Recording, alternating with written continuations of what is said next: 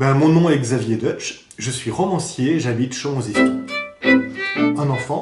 Un petit enfant, il attend de ses parents qu'ils répondent à quelques besoins essentiels.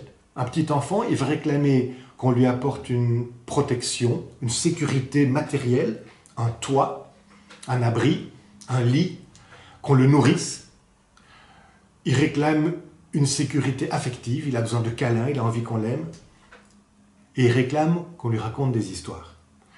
Je pense que raconter des histoires fait partie des besoins importants, essentiels, que n'importe quel être humain a besoin qu'on satisfasse.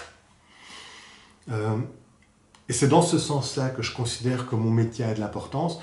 Je ne suis pas là pour délivrer un message, je ne suis pas là pour enseigner quelque chose à mes lecteurs.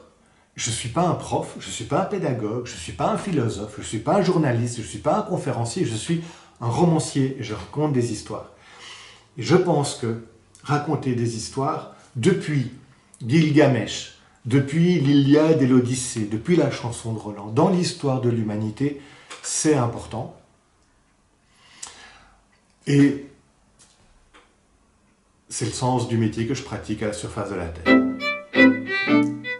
Mon premier roman est paru en 1989, donc il y a un peu plus de 30 ans.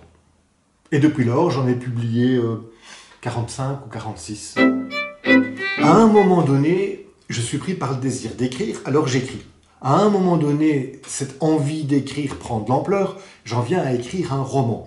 À un moment donné, j'en écris un deuxième et un troisième, et se pose pour moi la question de savoir si ça peut éventuellement être publié. Je vais soumettre mes textes à un éditeur. À un moment donné, il y a un texte qui va être publié, puis un deuxième. Mais tout ça prend du temps, tout ça mature, tout ça occupe une certaine période, et c'est important que ça prenne du temps.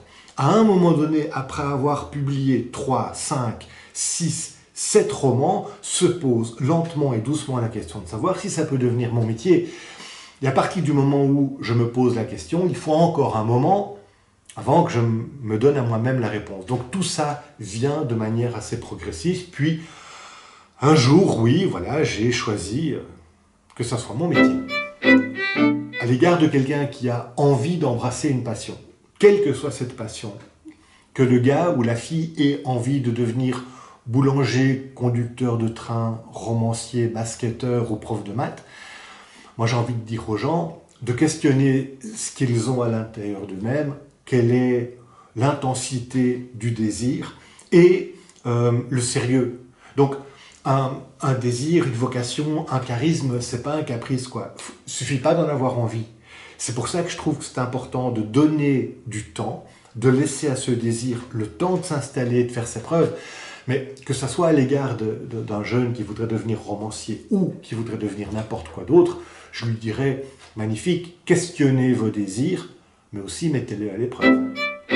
En réalité, de quoi est-ce qu'il est question ?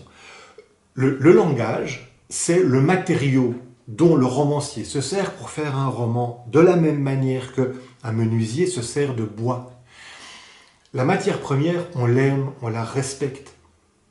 Un menuisier, il respecte et il aime le bois dont il se sert pour faire un meuble. Un romancier qui n'aurait pas du respect et de l'amour pour le langage, je ne pense pas qu'il puisse aller très loin dans le travail qui sera le sien.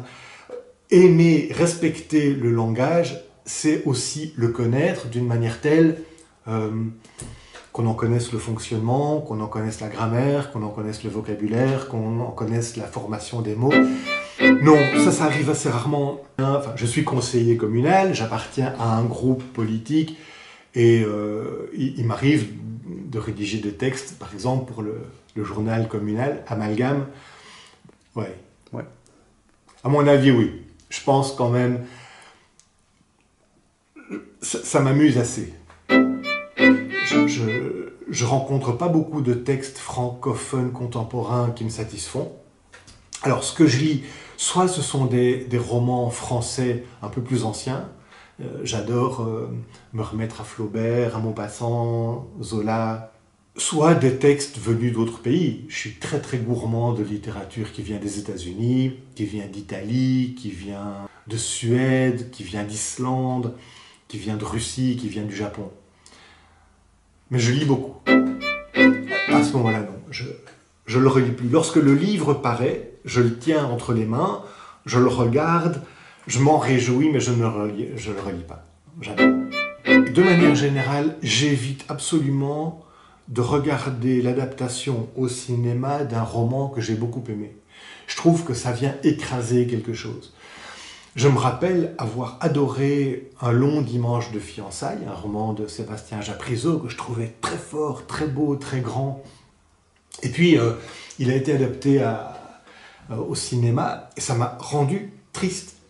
Et j'avais même pas envie de voir l'affiche du film, rien que de voir quel visage on avait donné à l'héroïne, au personnage principal, ça me rendait triste, ça venait écraser quelque chose dans mon imaginaire.